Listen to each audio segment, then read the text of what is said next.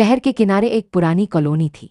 नाम था शांतिनगर। वहां के एक छोटे से मकान में सीमा रहती थी। उसकी उम्र लगभग 30 साल थी। सीमा का पति अर्जुन पास के एक दफ्तर में काम करता था। दोनों का एक 5 साल का बेटा था जिसका नाम मयंक था। घर में सास सावित्री देवी भी रहती थीं जो उम्र में 60 से ऊपर थीं और स्वभाव में बहुत सख्त। सीमा जब ब्याह कर इस घर में आई थी तो उसने सोचा था कि अब उसकी नई जिंदगी शुरू होगी। सास को वह माँ जैसा मानती थी। शादी के कुछ दिन तक सब ठीक रहा, लेकिन जैसे जैसे दिन बीतने लगे सास का स्वभाव बदलने लगा। उन्हें बहू का हर काम खटकने लगा। अगर खाना थोड़ा देर से बने तो कहते, हमारे जमाने की औरतें तो सूरज निकलने से पहले सारा काम निपटा देती। सीमा चुपचाप सब सुन लेती। कभी कभी उसे बहुत बुरा लगता, लेकिन वह जानती थी कि जवाब देने से मामला और बिगड़ जाएगा। अर्जुन दफ्तर से थका हुआ लौटता तो सीमा उसे कुछ नहीं बताती। वह सोचती, अगर मैं शिकायत करूंगी तो अर्जुन माँ से दूर हो जाएगा। दिन गुजरते गए। सावित्री देवी का गुस्सा और बढ़ता गया। कभी कभी वे छोटी छोटी बातों पर सीमा को नीचा दिखा देती, लेकिन सीमा हर बार धैर्य रखती। एक दिन अर्जुन की तबीयत अचानक खराब हो गई। डॉक्टर ने कहा कि उसे कुछ महीनों तक आराम की ज़रूरत है। घर का खर्च बढ़ गया और अर्जुन की तनख्वाह से सब मुश्किल लगने लगा। सीमा ने कहा, माँ, मैं सिलाई का काम कर लूंगी, थोड़ी बहुत आमदनी हो जाएगी। सास ने तुरंत कहा, हमारे खानदान की औरतें काम करके पैसे नहीं कमाती, बहू को घर संभालना चाहिए, बाजार नहीं जाना चाहिए। सीमा को बहुत दुख हुआ, लेकिन उसने फिर भी हार नहीं मानी। उसने घर बैठे ही सिलाई का काम शुरू किया। उसने पड़ोस की औरतों के कपड़े सीने शुरू किए। धीरे धीरे उसका काम बढ़ने लगा। अर्जुन ने देखा कि उसकी पत्नी चुपचाप घर का भार उठा रही है तो उसे गर्व हुआ, पर सास को यह सब अच्छा नहीं लगता था। एक दिन उन्होंने कहा, सीमा, तूने घर को दुकान बना दिया है, आने जाने वाले लोगों से बात करना ठीक नहीं। सीमा ने नम्रता से कहा, माँ, मैं तो बस घर का खर्च पूरा करने की कोशिश कर रही हूँ। सास ने कुछ नहीं कहा, लेकिन उनके चेहरे पर असहमति साफ थी। सीमा ने तय किया कि वह किसी बात का बुरा नहीं मानेगी। कुछ महीनों बाद अर्जुन की तबीयत ठीक हुई, पर सिलाई का काम इतना बढ़ गया था कि अब सीमा रोज कई ऑर्डर लेने लगी। उसने अपने पति से कहा, अगर मैं ये काम जारी रखूं तो हमारे बेटे की पढ़ाई का खर्च मैं खुद उठा सकती हूं। अर्जुन ने मुस्कुराकर कहा, मुझे तुम पर गर्व है। धीरे धीरे हालात बदलने लगे। सास को अब यह महसूस हुआ कि सीमा की मेहनत से घर में स्थिरता आई है, पर वे अपनी गलती मानने में झिझकती थीं।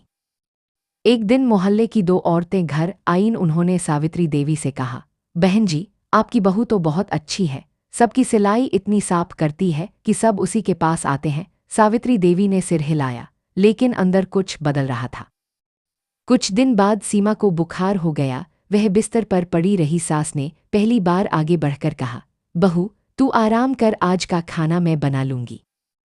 सीमा ने चौंक कर कहा, नहीं माँ, मैं कर लूंगी। पर सास ने कहा, नहीं, तू बहुत काम करती है, अब मैं तेरे लिए कुछ करूंगी। उस दिन सावित्री देवी ने पूरे मन से खाना बनाया। अर्जुन ने देखा कि माँ और पत्नी के बीच की दूरी धीरे धीरे मिट रही है।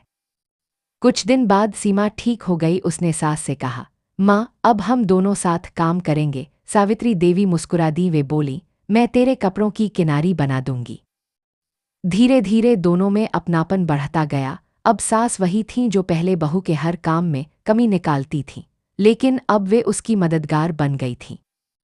1 साल बीत गया। अब सीमा का सिलाई काम पूरे इलाके में प्रसिद्ध हो गया। उसने 2 औरतों को काम पर रखा ताकि वे भी कुछ कमा सके। सावित्री देवी को जब यह पता चला कि उनकी बहू दूसरे घरों की औरतों को भी काम सिखा रही है तो उन्हें गर्व हुआ। एक दिन उन्होंने पड़ोस की औरतों से कहा, मेरी बहू अब सबकी बहू है। जिस घर में ऐसी बहू हो वहां भगवान खुद वास करते हैं। दिवाली का दिन आया। घर में साफ सफाई चल रही थी। दिए जलने से पहले सावित्री देवी ने कहा, सीमा, आज तू पूजा करेगी, तेरे हाथों में लक्ष्मी का वास है।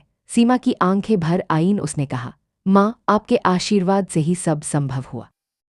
उस दिन अर्जुन, सास और सीमा तीनों ने साथ मिलकर दिए जलाए। घर में सिर्फ रोशनी नहीं, शांति भी फैल गई थी। अब सीमा का बेटा मयंक बड़ा हो चुका था। एक दिन उसने स्कूल की कविता प्रतियोगिता में कहा, मेरी माँ सबसे मजबूत है क्योंकि वह घर भी संभालती है और सबको मुस्कुराना सिखाती है। सावित्री देवी की आंखों से आंसू बह निकले। उन्होंने सीमा का हाथ थामकर कहा, बेटी, तूने मुझे सिखाया कि बहू सिर्फ घर की जिम्मेदारी नहीं होती, वह घर की आत्मा होती है। अगर तू ना होती तो यह घर बिखर जाता। सीमा मुस्कुराई और बोली, माँ, अगर आपने मुझे रोकने के बजाय समझा होता तो शायद ये सब पहले ही हो जाता, पर कोई बात नहीं, अब हम साथ हैं, यही बहुत है। अब शांतिनगर में जब कोई नई बहू आती तो औरतें कहती, सीमा जैसी बनो, जो अपने धैर्य और प्यार से सास को माँ बना ले। सीमा अब सिर्फ एक बहू नहीं रही थी, वह उस मोहल्ले की पहचान बन चुकी थी। लोग उसकी कहानी सुनकर कहते, जिस औरत में सहनशीलता और समझ हो, वह किसी भी घर को स्वर्ग बना सकती है। कहानी यह सिखाती है कि अगर एक औरत मन से सच्ची और धैर्यवान हो, तो वह सबसे कठिन परिस्थिति को भी अपने पक्ष में बदल सकती है। रिश्ते कभी जोर से नहीं, हमेशा प्यार और समय से